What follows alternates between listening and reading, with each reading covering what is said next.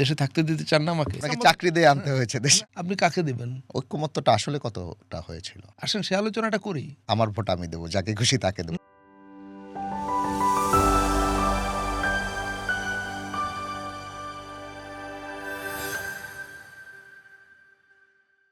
কথাচলকের আজকের অতিথি মনির হায়দার, তিনি প্রধান উপদেষ্টা ডক্টর মোহাম্মদ ইউনূসের বিশেষ সহকারী, ব্র্যাকেটে ঐক্যমত্য।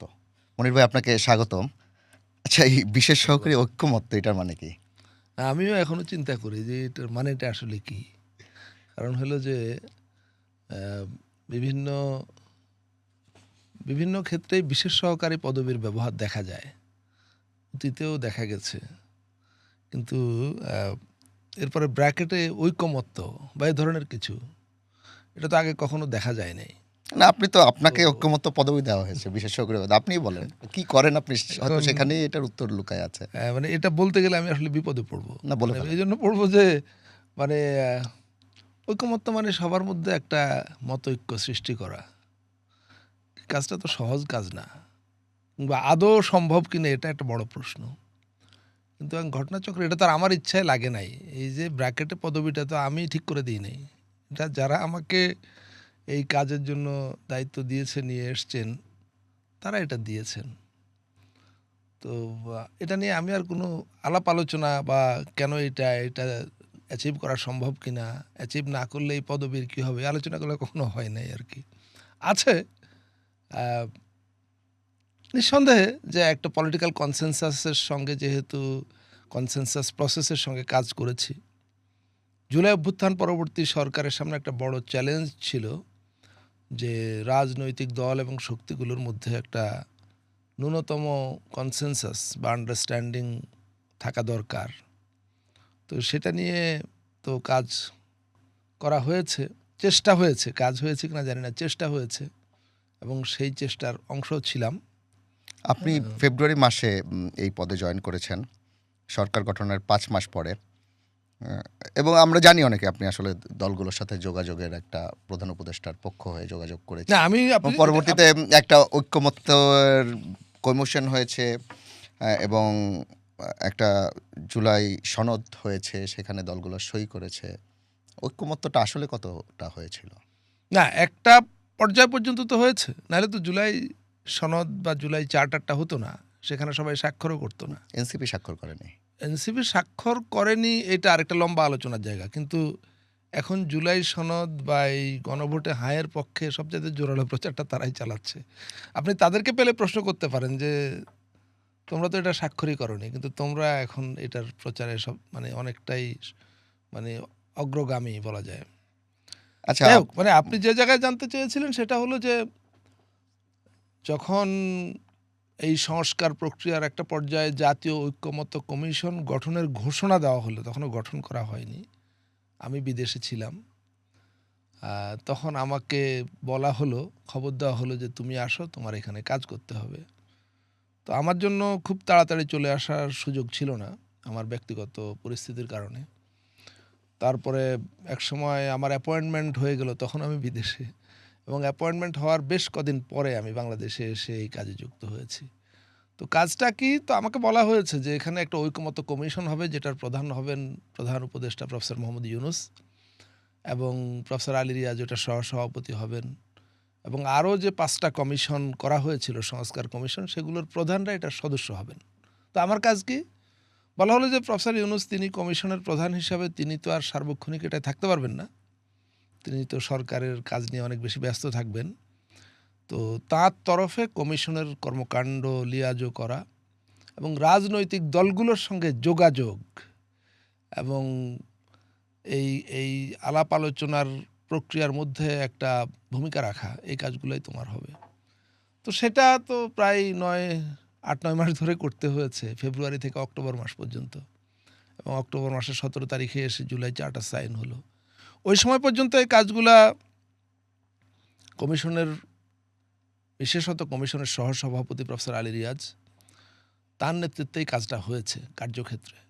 আপনি এবং সেক্রেটারিয়াল সাপোর্ট এবং দিয়েছেন অনেকটা। ঠিক সেক্রেটারিয়াল না, আমি এক ধরনের ওই যে সহকারী, আমি আমি অ্যাসিস্ট করেছি, বিশেষ করে রাজনৈতিক দলগুলোর সঙ্গে যোগাযোগের ক্ষেত্রে আমি একটা ভূমিকা পালন করেছি। আচ্ছা ঠিক আছে, এইটা অনেকদিন হয়ে গেছে, এই আলাপ হয়তো অনেক করার বিষয় নেই। যে আলাপটা আমি আপনার সাথে করতে চাই, আপনার সাথে আমার কয়েকদিন ধরে কথা হচ্ছে, আমি যেদিনই ফোন করি আপনি ব্যস্ত, আপনি এখানে আছেন ওখানে আছেন, কি করছেন? ওরা এখনকার ব্যস্ততা তো হলো একটা গণভোট 12 তারিখে, প্রচারণা চালাচ্ছেন। ফেব্রুয়ারির 12 তারিখে গণভোট হবে এবং একই দিনে জাতীয় সংসদ নির্বাচনও হবে।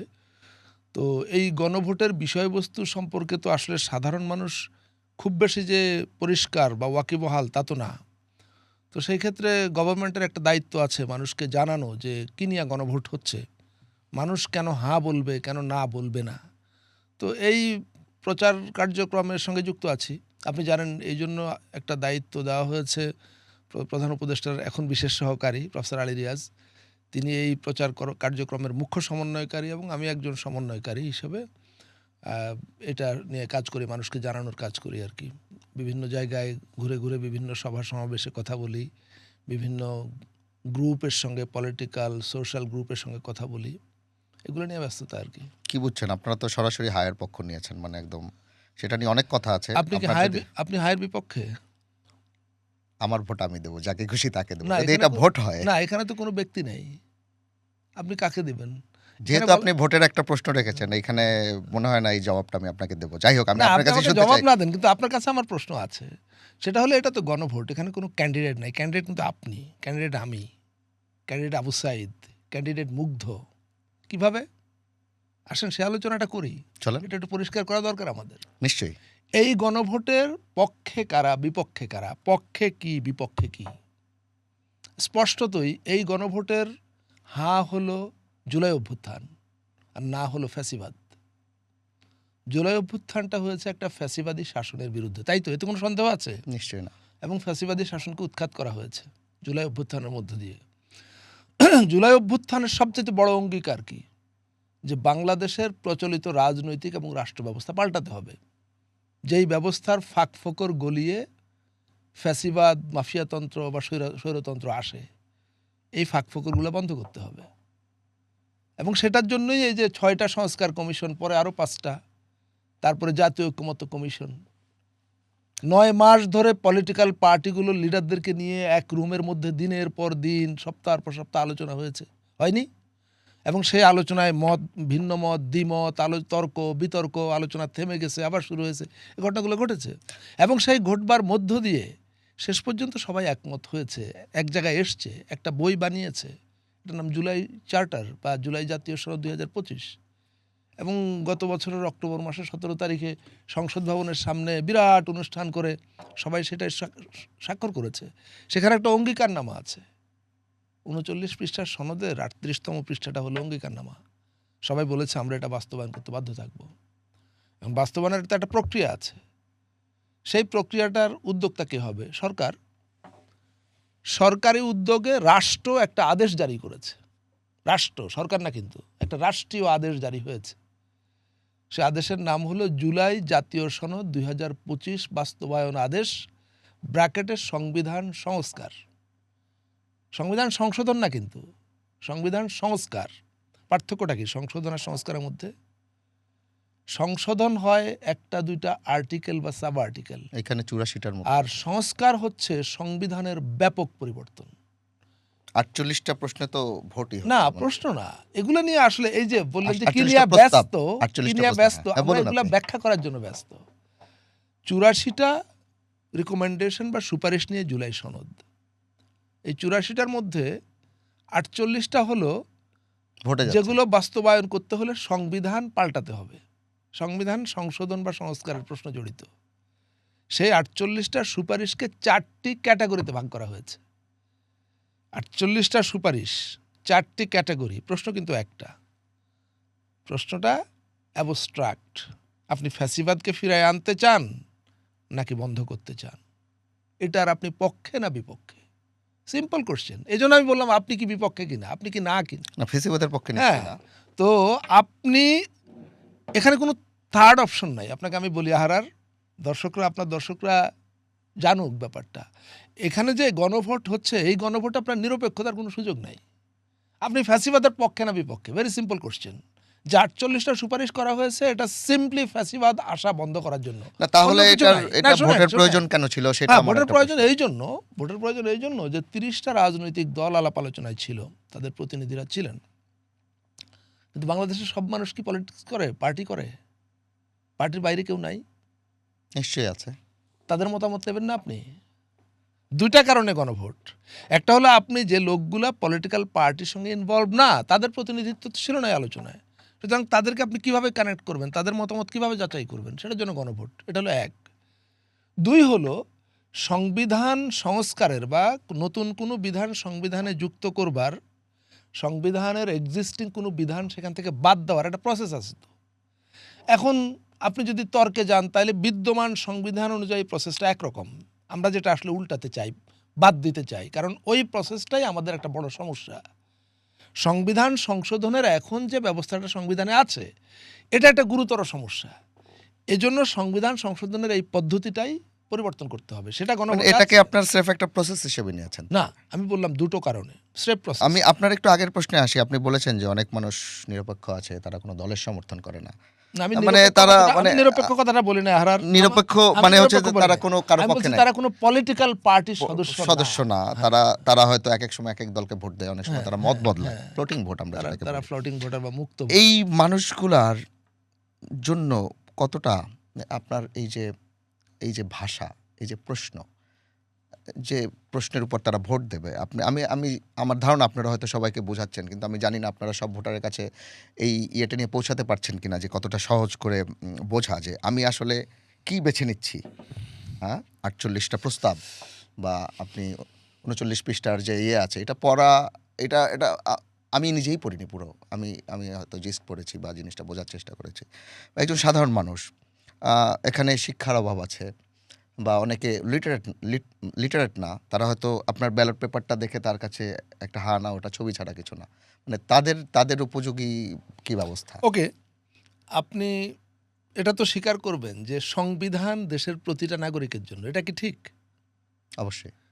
দেশের প্রতিটা নাগরিক কি সংবিধান বোঝে? কিছুদিন আগে তিউনিসিয়ায় নতুন সংবিধান নেওয়া হয়েছে, তার কয়েক বছর আগে কেনিয়ায় নেওয়া হয়েছে। সংবিধানে কোথাও 250 অনুচ্ছেদ আছে, কোথাও 170টা অনুচ্ছেদ আছে, কিংবা 200 অনুচ্ছেদ আছে।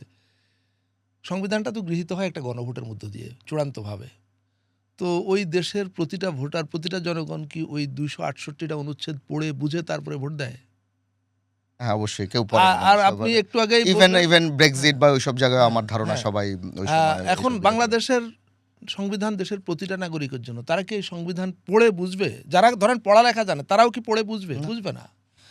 তাহলে তারা কিসের ভিত্তিতে ভোট দেয় বা দিবে? নতুন সংবিধান বানানো বা সংবিধানের বড় রকমের সংস্কারের জন্য গণভোটে যাওয়া হচ্ছে, এটাই প্রসেস। গোটা দুনিয়ায় এটাই পদ্ধতি, এর বিকল্প কোনো পদ্ধতি নেই।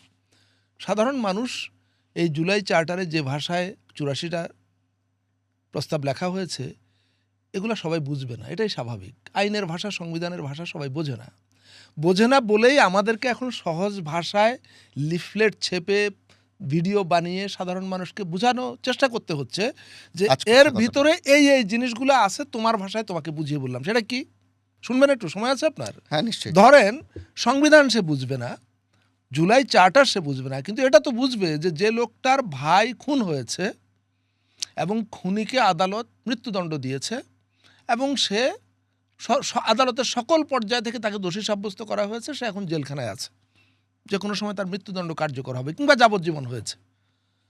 আমাদের এই সংবিধানে আছে ওই কুখ্যাত খুনিকে, দণ্ডপ্রাপ্ত খুনিকে প্রেসিডেন্ট ক্ষমা করে দিতে পারে। প্রেসিডেন্ট আসলে করে না, করে হলো প্রধানমন্ত্রী, প্রেসিডেন্টের নামে হয় আর কি। এবং এখানে প্রেসিডেন্ট বা সরকার ফ্রি তারে ক্ষমা করে দেওয়ার ক্ষেত্রে, তাদের কোনো বাধ্যবাধকতা নাই ক্ষমা না করার ক্ষেত্রে, তারা করতে পারে।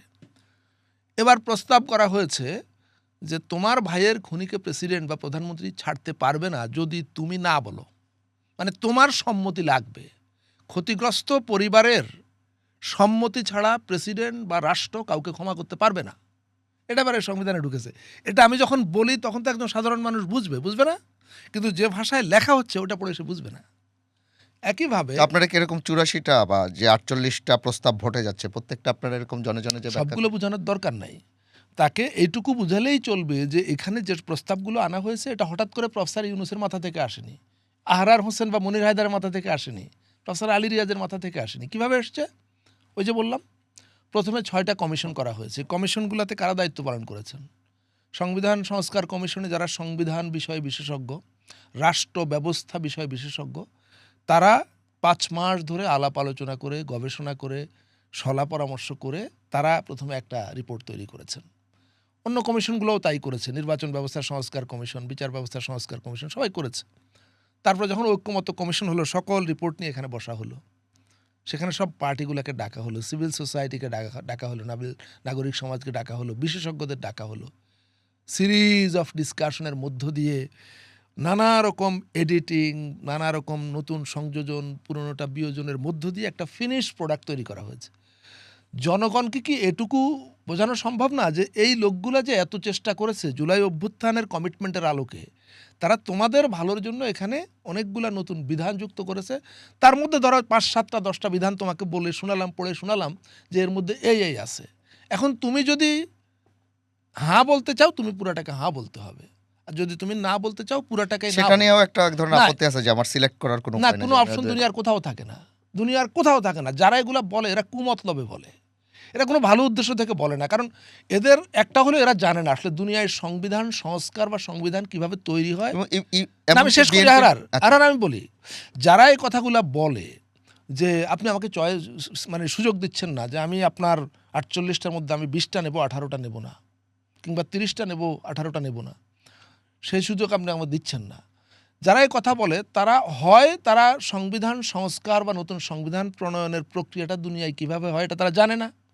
আরেকটা হলো জানে কিন্তু ইচ্ছা করে মানুষের মধ্যে বিভ্রান্তি তৈরির জন্য বলে। দুইটার একটা হতে পারে, আর কোনো কিছু না। কারণ দুনিয়াতে এটাই পদ্ধতি। আপনি যদি নতুন সংবিধান বানান তাও এই পদ্ধতি, আপনি যদি সংবিধানের বড় রকমের সংস্কার করতে চান তাও এর বাইরে আর কোনো বিকল্প নাই। মানে দিন শেষে আসলে এটা একটা প্রসেস, মানে আপনি এটাই যেটা বারবার process, বলতেছেন, এটাই তার মানে process, এইটাকে আসলে আমরা মানে ভোট যেটাকে বলি যে আমি চুজ করব, সিলেক্ট করব। আপনি না, আমাকে আপনি প্রশ্ন select করেছিলেন, করবেন, আপনি আমাকে প্রশ্ন করেছিলেন আপনি আসলে কি চান। মানে এখানে আমরা ধরেই নিচ্ছি যে আমরা এটাই চাই, সবাই এটা চাওয়া উচিত। আপনি মাঠে আছেন, বিভিন্ন জায়গায় যাচ্ছেন, সবাই কি এটার পক্ষে? তাহলে তো ভোট হয়েই গেছে। আমি যদি এখনই বলতাম না, আপনি কি সবাই দেখছেন কি? সবাই এটার পক্ষে, আপনার অবজারভেশন জানতে আমি দেখেছি যে মানে আমি যদি 10 জনের সঙ্গে কথা বলি তার মধ্যে আমি 9 জনকে এটার পক্ষে পাচ্ছি। আমি যাদের সঙ্গে কথা বলি, হতে পারে এটার বিপক্ষে বহু লোক আছে, আমার সঙ্গে তাদের দেখা হয় না, এটা হতে পারে। কিন্তু আমি যাদেরকে পাই, ধরেন ঢাকার বাইরে গিয়ে, গ্রামে গিয়ে, আমি গত পরশুদিন গ্রামেও গিয়েছি, সেখানে দেখেছি যে মানে এখন থেকে 2 সপ্তাহ আগেও মানুষ খুবই অন্ধকারে ছিল, জানতো না এই ব্যাপারগুলো আসলে ওইভাবে প্রচার করা হয়নি।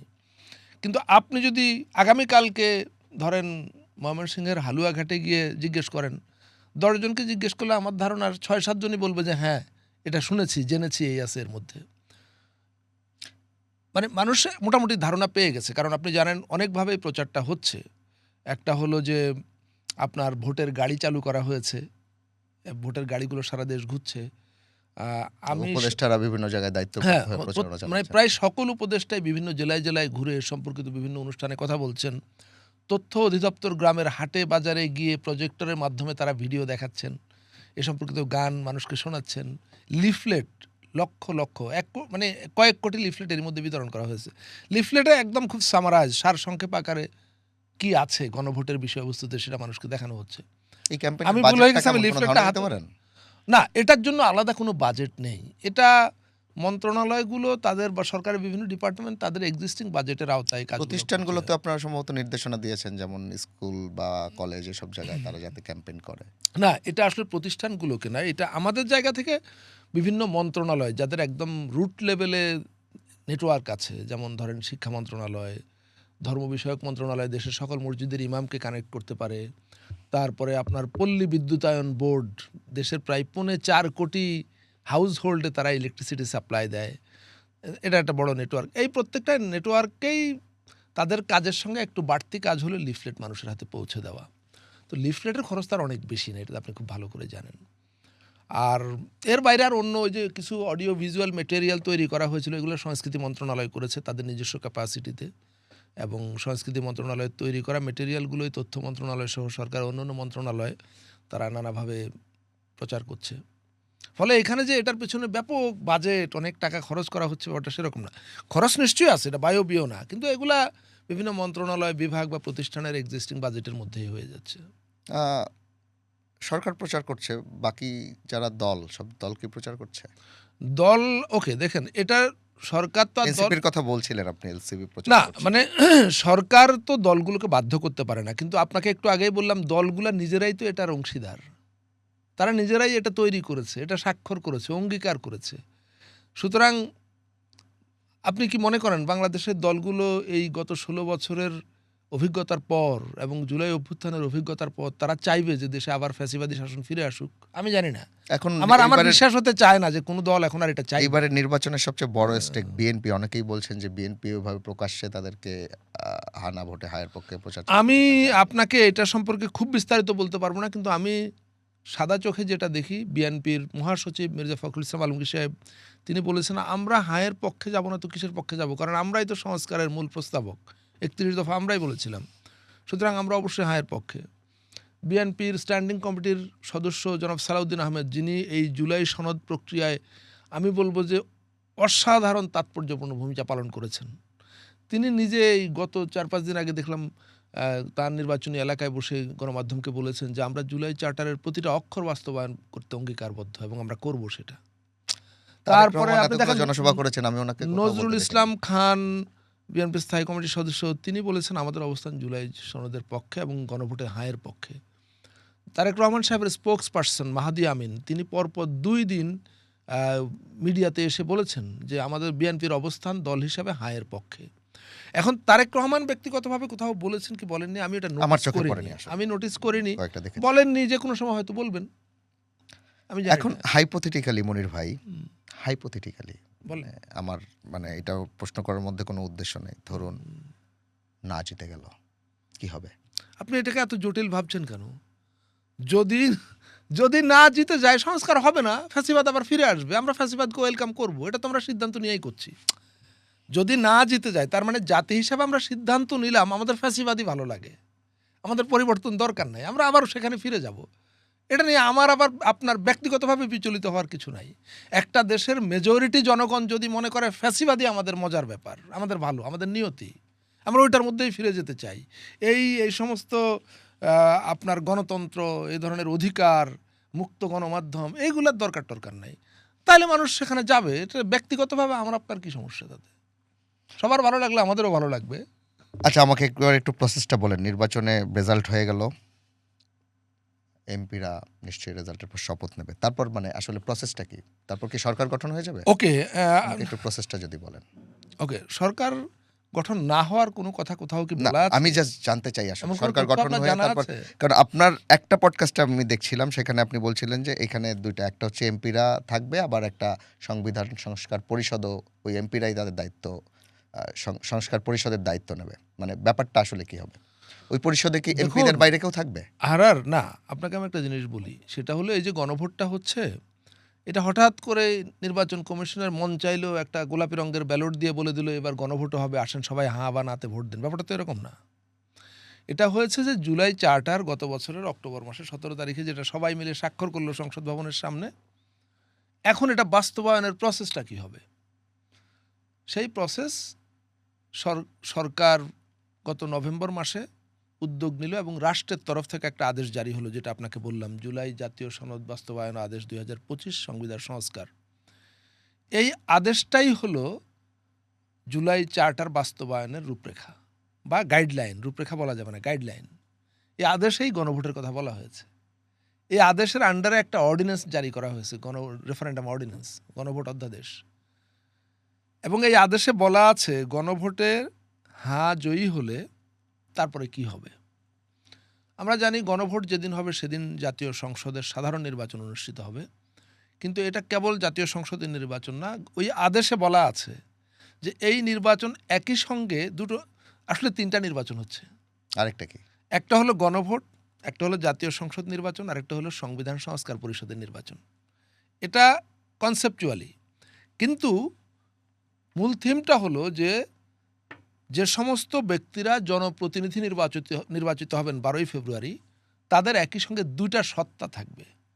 একটা হলো তারা জাতীয় সংসদের সদস্য, পাশাপাশি তারা সংবিধান সংস্কার পরিষদের সদস্য।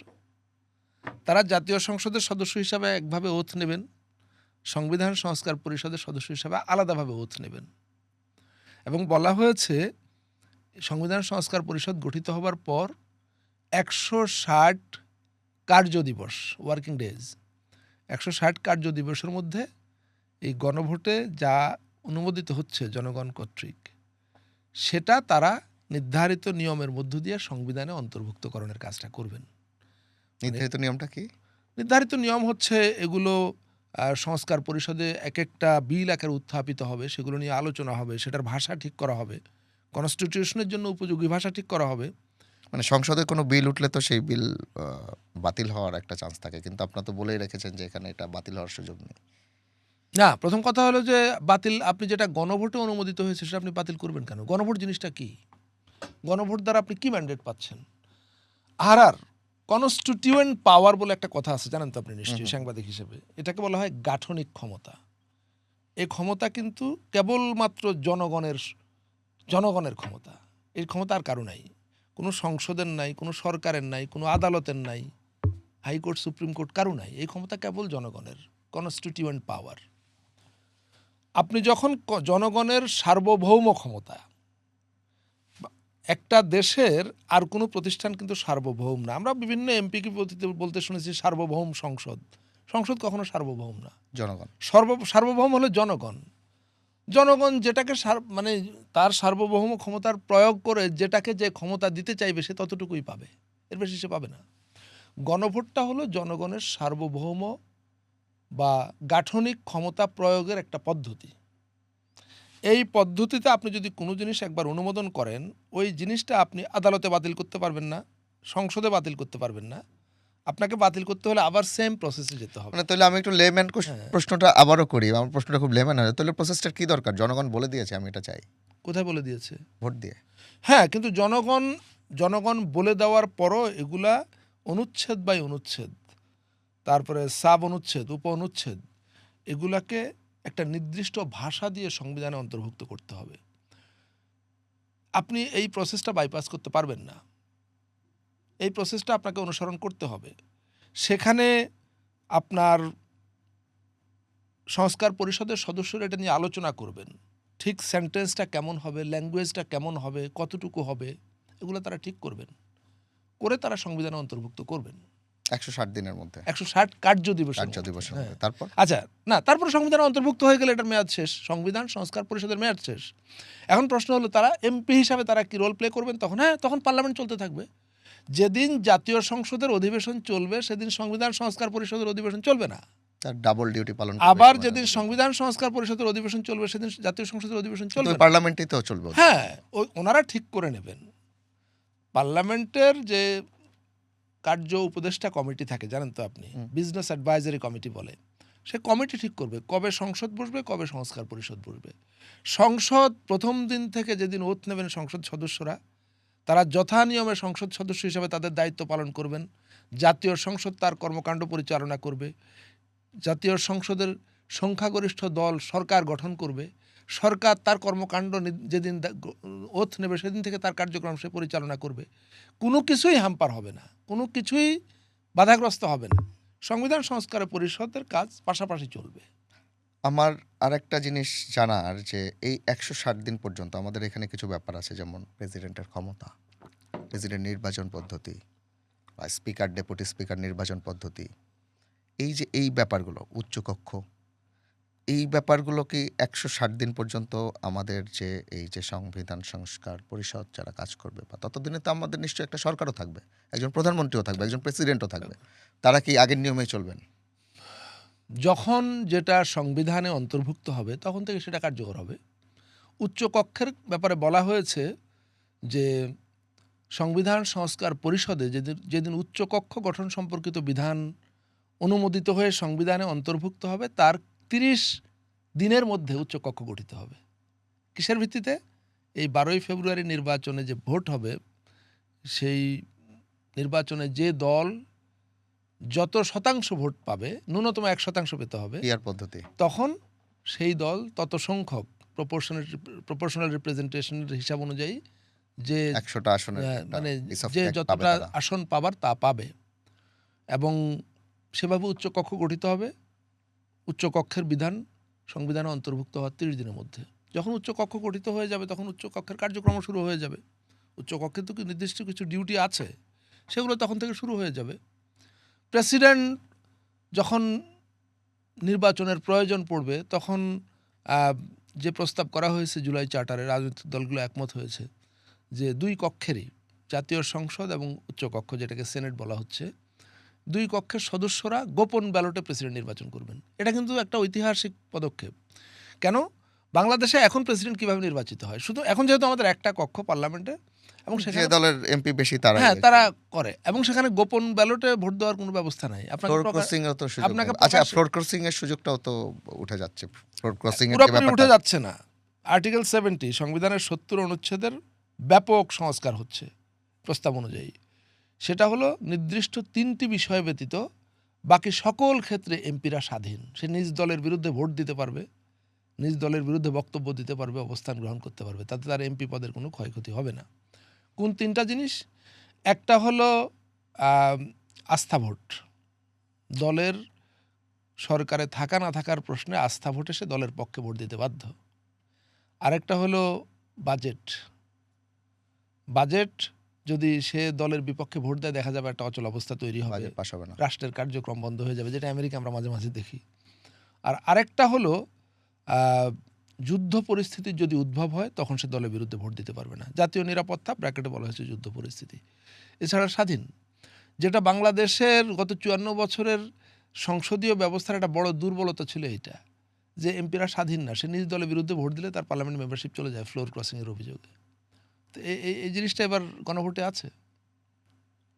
এই পুরো প্রক্রিয়ায় আপনাদের কি কোনো রোল থাকবে? আপনার প্রফেসর রিয়াজ, প্রফেসর কোন ইউনূস, প্রক্রিয়া বলেন তো? এই যে এখন ধরেন আপনাদের তো নতুন সরকার যখন গঠন হবে তখন তো আপনাদের অফিসিয়ালি আপনাদের দায়িত্ব শেষ। আচ্ছা, না, আপনার দায়িত্ব কবে শেষ আমি জানি, পার্টিকুলারলি আপনার 15ই ফেব্রুয়ারি পর্যন্ত আপনার মেয়াদ আছে। 15 ফেব্রুয়ারি পর্যন্ত যদি আপনার প্রফেসর কন্ট্রাক্ট, ইউনূস- না, প্রফেসর ইউনূস যদি প্রধান উপদেষ্টা না থাকেন, আমার কন্ট্রাক্ট থাকলেও আমি তখন আপনার অটোমেটিক আপনার কন্ট্রাক্ট চলে যাওয়ার কথা। না, কন্ট্রাক্ট চলে যাবে না। আমি কাকে অ্যাসিস্ট করব? আমার বস যদি না থাকেন। হ্যাঁ, সুতরাং না, আপনারা এই পুরো ব্যাপারটার সাথে খুবই এত ঘনিষ্ঠভাবে যুক্ত, এই জন্যই আমার প্রশ্নটা যে এখানে আপনাদের আসলে কোনো রোল থাকবে কিনা, না, নাকি সেটা আমি নির্ভর করবে কিংবা নির্বাচিত। প্রফেসর আলী রিয়াজ, আমরা যে সরকার প্রধানের স্পেশাল অ্যাসিস্ট্যান্ট হিসেবে কাজ করি, সেই সরকার প্রধান যদি না থাকেন, আমাদের রোল থাকার সুযোগ কোথায়? আপনার কাছে কি মনে হয়? প্রশ্ন তো আমার ছিল নাই, আপনি যদি বলেন নাই নাই, বা আপনারা এই জিনিসটার সাথে এত জড়িত ছিলেন, আপনারা হয়তো কোনো না কোনোভাবে যুক্ত থাকতে পারেন বা রাখতে পারেন, আমি জানি না। আমি আসলে নিশ্চয়ই আপনাদের কথাবার্তা হয়। শুনেন, এদেশে যোগ্য লোকের কোনো অভাব নাই। বহু যোগ্য করিতকর্মা এফিশিয়েন্ট লোকজন আছে, তারা তখন প্রসেস কন্টিনিউ করবে। আমাদের চাইতে আরও ভালোভাবে করবার মতো লোকও আছে। আচ্ছা, আপনার কাজ শেষের পর কি করবেন? আপনি আমেরিকা চলে যাবেন? দেশে থাকতে দিতে চান না আমাকে? আমি জানি না, আপনি তো চলে গিয়েছিলেন। আপনি না, আমি চলে গিয়েছিলাম আপনাকে চাকরি দিয়ে আনতে হয়েছে দেশে। না, আমি চলে গিয়েছিলাম বলতে কোন পটভূমিতে কিভাবে গিয়েছিলাম সেটা বলেন। 2014 সালে। হ্যাঁ, বলেন। আপনি বলেন, আমি আমি কি আপনার কাছেই শুনি। আমি কি প্রবাসী হওয়ার জন্য বিদেশে গেছি? যদ্দূর মনে পড়ে না, আপনি চাকরি হারিয়েছিলেন যদ্দূর মনে পড়ে। আমি শুধু চাকরি হারালে তো আর কেউ বিদেশ চলে যায় না। কি হয়েছিল? না, আমি এগুলো আসলে খুব পাবলিকলি বলতে স্বাচ্ছন্দ্য বোধ করি না। আমাকে দেশ ছাড়তে হয়েছিল, এতটুকুই। আমাকে দেশ ছাড়তে হয়েছিল, আমি দেশ ছেড়ে দেশান্তরে ছিলাম, প্রবাসী ছিলাম না। এখন কি আমি তো দেশে এসেছি। আমি তো পুরা কাছাকাছি সবাই? জুলাই অভ্যুত্থান হয়েছে, 5ই আগস্ট সম্পন্ন হয়েছে। আমি দ্রুততম সময়ে আগস্ট মাসে 22 তারিখে দেশে চলে আপনি এসেছিলাম। চলে গিয়েছিলেন, এবং আপনার যখন রিক্রুটমেন্ট হয়েছে তখনও ছিলেন? সরকারের দায়িত্ব গ্রহণের আগে মাত্র ওই কয় মাসে আমি 3বার দেশে এসেছিলাম। আপনার প্ল্যান, আমি প্ল্যানটা শুনি আমি। চতুর্থবারে এসে আমি এটা একেবারে ব্যক্তিগত প্রশ্ন, যেহেতু আমাদের এটা পডকাস্ট, আমরা অনেক জাতীয় না, আসলে প্ল্যানটা শুনি। প্ল্যান তো এভাবে পাবলিকলি বলা ঠিক হবে না। ওই এখন তো আবার একটা জনপ্রিয় কোট আছে, I have a plan. So আমার ঠিক ওই রকম কোনো প্ল্যান নাই। You don't have a plan? কিছু চিন্তা ভাবনা তো আছেই, দেখা যাক। এগুলো মানে জার্নালিজম, সরকার থেকে আগে বের হই, তারপরে সেগুলো নিয়ে আরেকটু ভালোভাবে চিন্তা করা যাবে। আপনার পরামর্শ কি, বলেন না? আমি জানি না, আমার সাংবাদিকতা করতে ভালো লাগে। আপনি সাংবাদিক ছিলেন, এখন আপনার কি ভালো লাগে? এখন হয়তো আপনি সরকারি কাজ করছেন, এটাও আপনার ভালো লেগে যেতে পারে। না, সরকারি কাজ করাটা আমার খুব বেশি ভালো লাগে না। আপনি না, একেবারে বাট আমি যেই কাজটা করেছি, আমি যে অ্যাসাইনমেন্টে যুক্ত ছিলাম, এটা এটাকে আমি একটা বড় সৌভাগ্য, আমার জীবনের একটা বড় অপরচুনিটি হিসেবে আমি দেখি। ওভারঅল আপনি যদি গভর্নমেন্টের অংশ হওয়ার কথা বলেন, এটা আমি খুব বেশি এনজয় করি না। কিন্তু সুনির্দিষ্টভাবে যেই কাজে আমাকে যুক্ত করা হয়েছিল, আহ, আমি এটার জন্য যারা আমাকে যুক্ত করেছেন তাদের প্রতি কৃতজ্ঞ। কারণ এইটা যে কোনো মানুষের লাইফ টাইম একটা স্বপ্নের কাজ আমি মনে করি। যারা বৃহত্তর পরিসরে কোনো ভূমিকা রাখতে চায়, একটা রাষ্ট্র ব্যবস্থার সংস্কারের যে প্রক্রিয়া, সেখানে সামান্যতম কন্ট্রিবিউট করার সুযোগ নিঃসন্দেহে একটা সৌভাগ্যের ব্যাপার। থ্যাংক ইউ ভেরি মাচ মনির ভাই আমাদের এখানে আসার জন্য। আপনাকেও। কথা বলছিলাম মনির হায়দারের সঙ্গে, তিনি প্রধান উপদেষ্টার বিশেষ সহকারী, ব্র্যাকেটে ঐক্যমত্য। তার সঙ্গে কথা বলছিলাম গণভোট নিয়ে, এবং এই গণভোটের পরে আসলে প্রসেসটা কী হবে সে নিয়ে। এ নিয়ে অনেক কথাবার্তা চলছে, আমরা চাই সব কিছু নিয়ে এই কথা চলুক। ধন্যবাদ।